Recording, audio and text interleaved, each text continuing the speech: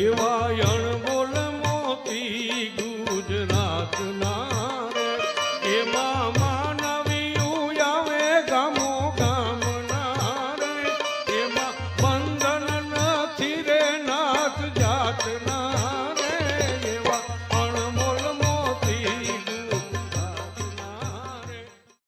નમસ્કાર મિત્રો, અનમોલ મોતી ગુજરાતના અમારા કાર્યક્રમમાં હું હમીર વડોદરા આપ સૌનું સ્વાગત કરું છું. મિત્રો, આપણે બધાએ ખૂબ બધું સાંભળતા હોય, ખૂબ બધું વાંચતા હોય, ખૂબ બધું આપણે જોતા હોય. ખેડૂતને જગતનો તાત કીધો છે.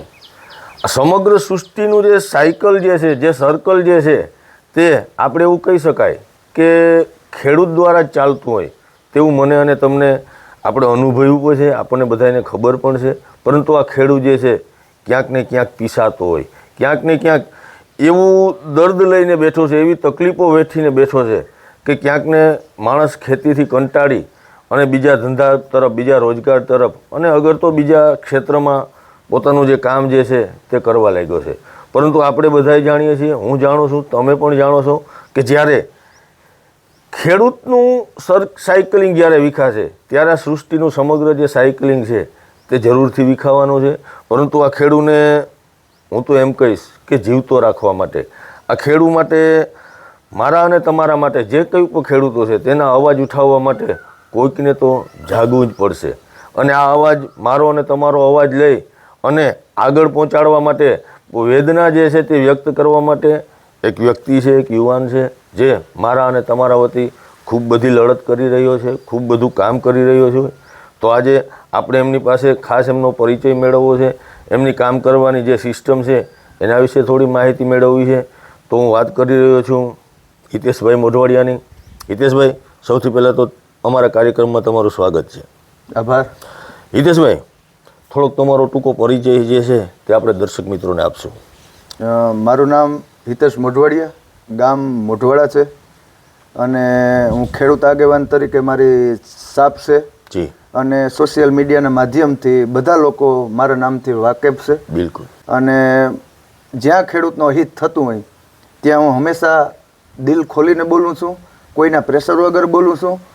એટલે મારો પરિચય તો જગ જાહેર છે. અત્યારે આપણે ખેડૂત આગેવાન તરીકે આપી શકીએ.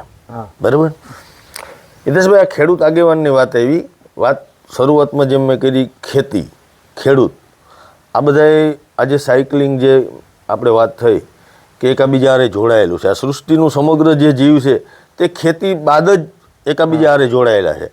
આ વિશે તમારું શું માનવું છે? 100%. આજે ખેડૂત છે એ કેટલા માટે રેડિયું નાખે છે કે આજે ખેડૂતોને સારા ભાવ નથી મળતા. બિલકુલ.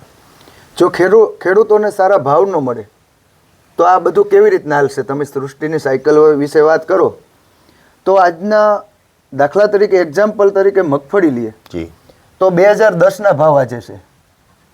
તમને બધાને ખબર હશે કે 2010માં મજૂરી જે આપણે દાડીઓ કહીએ તો એનો ખર્ચ 200 રૂપિયા આવતો. બિલકુલ. આજે જે મજૂરી ખર્ચ છે એ 500 રૂપિયાથી લઈને 1000 સુધી, જે આપણા ગામના હોય તો એને 1000 રૂપિયા સુધી દાડી બોલાય છે. અને જે એમપીમાંથી બહારથી લોકો આવે છે એના પણ આજે 500 રૂપિયા થઈ ગયા છે. તો ખેડૂતોને કેવી રીતના પરવડે? કે દાખલા તરીકે આજની મગફળીના ભાવ તમે સોશિયલ મીડિયાના માધ્યમથી માર્કેટ યાર્ડોમાં 700થી લઈને 850 સુધીને બજાર ભાવ બોલાય છે. તો ખેડૂતોને પર વીઘે ખર્ચ, ખાતરથી માંડીને તમામ ખર્ચને લખાણ કરો તો પર વીઘે ખેડૂતોને 12,000થી લઈને 16,000 સુધીના ખર્ચા છે પર વીઘે. તો મગફળીનો 20 મણ પર વીઘે ઉતરતી હોય દાખલા તરીકે તો 16,000 થાય છે. બિલકુલ. જે ખેડૂતને 20 મણ મગફળી થઈ તો એ તો ફ્લોપ થઈ ગયો કે આ મોંઘવારી સામું કેમ. હું વિરોધ કરવાનો, એવું મારે કોઈ સરકાર હારે વિરોધ નથી. બિલકુલ. કારણ કે અમુક સરકારે વાયદા કરેલા કે તમારી ડબલ આવક થશે, ખેડૂતોને ક્યાંય પરેશાની ન થાય એના માટે આ સરકાર કામ કરશે, નવા માર્કેટ યાર્ડો ઊભા કરશે. તમે 2009-10માં આપણા નરેન્દ્ર મોદી સાહેબે વિઝન આપ્યું હતું, ત્યારે યુપીએની સરકાર હતી, ત્યારે એમ કહેવામાં આવતું કે મગફળીના ભાવ 1500 રૂપિયા હોવા જોઈએ, હું એક દશકા પહેલાંની વાત કરું છું. કપાસના ભાવ 1500 પ્લસ હોવા જોઈએ. આજે તમે જુઓ આજની તારીખે મગફળીના ભાવ 700 થી 800. તો એટલા માટે હું અવાજ ઉપાડતો હોય, ખરેખર સરકારે આપણા માટે, ખેડૂતો માટે મારા હિસાબે કામ કર્યું નથી. આ સત્ય વાસ્તવિકતા છે. જો આના પરિસ્થિતિ રહીને તો આતંકવાદી જેવી પરિસ્થિતિ આવશે. આજે તમને ખબર છે કે સોનાના ભાવ ઘડામણ સહિત 1,20,000 આસપાસ પૂગી ગયા છે. હવે દીકરો પરણાવો હોય તો એ મુશ્કેલ છે. હવે આ તો ખાવાના ફાફાની હાલત આવી ગઈ છે. એટલે ખેડૂત ખરેખર ત્રાહિમામ છે. હું ભાવાંતર યોજનાની વાત કરતો હોય, આજે ખેડૂતોને રજિસ્ટ્રેશનની લાઈનો સર્વર ડાઉન છે. સરકારની કોઈ ઈ સમૃદ્ધ પોર્ટલ એ તો ફ્લોપ રહ્યું. જૂના પોર્ટલ ઉપર અત્યારે રજિસ્ટ્રેશન થઈ રહ્યું છે, પણ સરકાર ખેડૂત બાબત મને એવું લાગે છે કે કામ કરતી નથી. એટલે ખેડૂતો પરેશાન છે. હિતેશભાઈ, આપણે વાત કરી કે ખેડૂતો પરેશાન છે, હેરાન છે, ખૂબ બધું સહન કરે છે, તો ક્યાંક ને ક્યાંક બોલતા બોલતા અચકાય છે, ક્યાંક ને ક્યાંક પોતાની જે વેદના જે છે તે વાત કરતાં મૂંઝાય છે. જે ચાલે છે, જેમ ચાલે છે તેમ ચાલવા દેવા ઉપર આપણા ખેડૂત ભાઈઓ વધારે થોડુંક ઓલું રાખે. તમે જે આ શરૂઆત કરી કેટલા વર્ષ પહેલાં કરી, એની પાછળનું કારણ શું છે ખરેખર? મેં 2015માં હમીરભાઈ, મને બોલતાય હું બીતો કે કેમ બોલું. મને ડર લાગતો. PGVCLમાં મારા ઉપર અત્યાચાર થયો. કમનસીબે મારા 3 TC ભરી ગયા. કોઈ જવાબ ન દે. મને એટલો હેરાન કર્યો.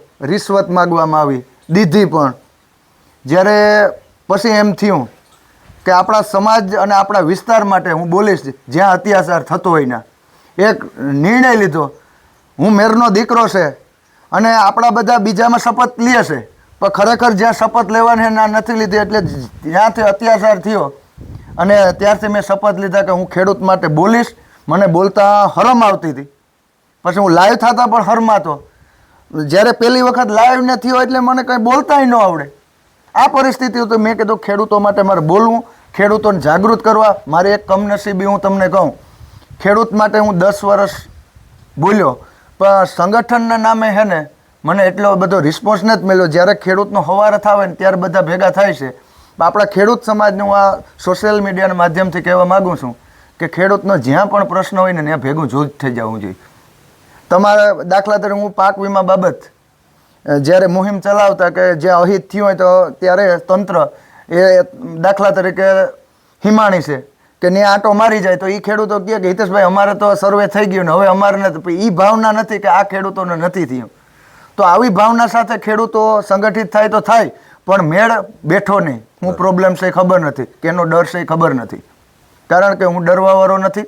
હું સ્પષ્ટ બોલું છું અને મારે કોઈ મનસા પણ નહોતી. મારા ઉપર અત્યાચાર થયો પછી થયું કે ખેડૂત માટે બોલવું જોઈએ. આપણે હેઠામાં કોઈ ગરી ગયા હોય તો કવાડી ઉપાડી લે અને કેટલા બધા થાય છે. તમે ઓફિશિયલી લડો. હું પોરસની વાત નથી કરતો. તમારામાં કોમેન્ટ પણ આવશે.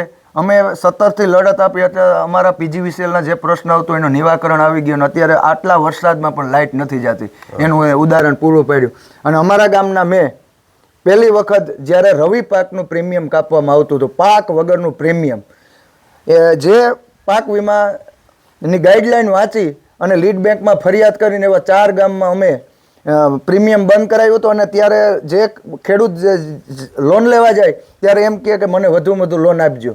ત્યારે અધિકારીઓ જે બેંકના છે એ ત્યારે કહેવામાં નહોતું આવતું, બંને સાથે જોડી દઈએ, રવિ પાક અને ખરીફ પાક. હવે રવિ પાકનો તો વીમો જ ન આપતા. એક મિલીભગત હતી બેંક અને ઇન્સ્યોરન્સ કંપની ઉપર. અને ત્યારે ખેડૂતોનો અમારે પર વીઘે, મેં પહેલી વખત લોન લીધી જિંદગીમાં, એક જ વખત લોન લીધી, પાછી લીધી નથી. પછી ખેડૂતોને કેમ ફાયદો થયો તમને? મારું 50 વીઘા છે, 400 રૂપિયા કપાણ પર વીઘે. 50 એટલે 20,000 રૂપિયો થયો મારો. મેં કીધું આ 20,000 કહેવાના.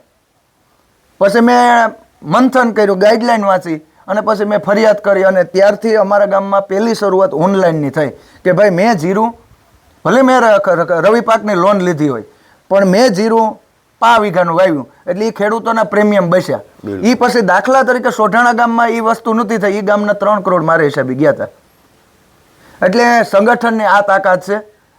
એટલે હું સંગઠન વિશે કાંઈક ખેડૂત એક થાવ. બિલકુલ હિતેશભાઈ, 10 વર્ષ તમે કહો છો કે તમે આમાં ખૂબ દોડાદોડી કરી છે, ખૂબ જે કંઈ તમારાથી થયું છે એ કર્યું છે. હજી ભવિષ્યમાં ખેડૂત માટે આ ક્ષેત્રમાં શું કરી શકાય? ઘણું બધું કરવાનું છે. હું થોડોક રાજકારણ ઉપર આવું. મારે પક્ષમાં જવું નહોતું, હવે જવું. સૌથી પહેલાં તો આપણે સવાલ હિતેશભાઈને એ છે, પક્ષની વાત કરી છે એટલે હિતેશભાઈ રાજકારણમાં જાય છે એવું ખરું? 100%. એવું થોડા દિવસોની અંદર હું રાજકારણમાં જાઉં છું અને ખેડૂતોના પ્રશ્ન પૂગે. હું હંમેશા આ તમારા યુટ્યુબના માધ્યમથી કહું છું, ખેડૂતો માટે કોઈ દિવસ મારામાં ફેર પડે ત્યારે કહેજો. ઘણા ભાઈઓ કહેતા હોય કે રોટલા શેકવા જાય છે, ફલાણું શેકવા જાય છે. કયો નેતા ખેડૂતની વાત કરીને આગળ આવ્યો હોય? હું ખેડૂત બાબત વિચારીશ ને, કારણ કે હું ખેડૂતના મુદ્દા લઈને આવ્યો છું. કોઈ બીજા નેતા ઊભે છે એ તમને પૂછતાય નથી ને તમને 5 વર્ષ જોવાય નથી આવતા. જિલ્લા તાલુકાની વાત કરીએ તો 50% ખેડૂતોને ખબર નથી કે અમારા જિલ્લાનો સભ્ય કોણ છે કે તાલુકાનો સભ્ય છે કોણ છે. આ આટલા વિસ્તારમાં અમારે ગમે એટલો વરસાદ થાય, અમારે 1 મહિના દિવસનું જ પાણી છે. આજે અમે ગાડી લઈને ફરતા હોય ને તો અમે બધે લાઈનો નાખ્યું છે. 10,000 ફૂટ 15,000 ફૂટ ખેડૂતોએ લાઈનો નાખી અને પાણી લઈ ગયા છે. આ નકર ખેતી અમે તો કંઈ છે જ નહીં. 1 મહિના દિવસમાં કયો પાક પકવી લ્યો. આજે ખેડૂતોને કોઈ પૈસાદારને ગાડી લઈને ફરતો હોય ને તો અમારા ખેડૂતોને મહેનતીથી ફરીએ છે. આજે બરડા સાગર રિપેર નથી થતો.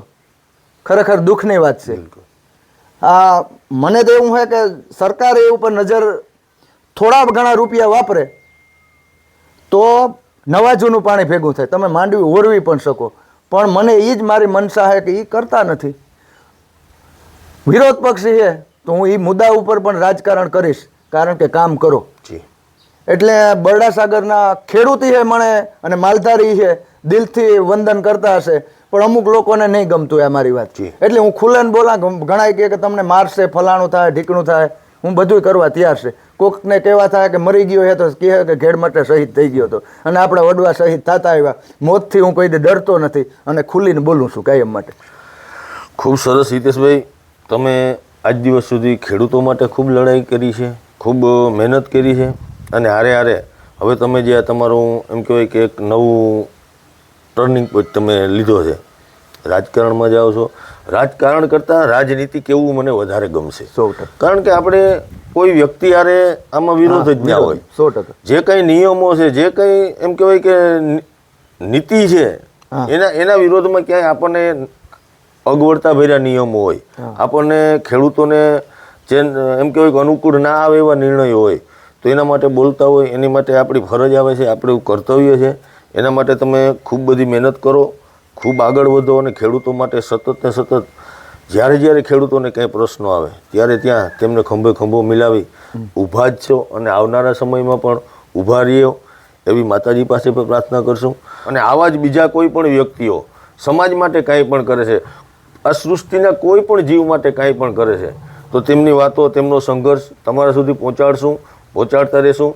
ફરી મળશું. ત્યાં સુધી જય હિન્દ, જય ભારત.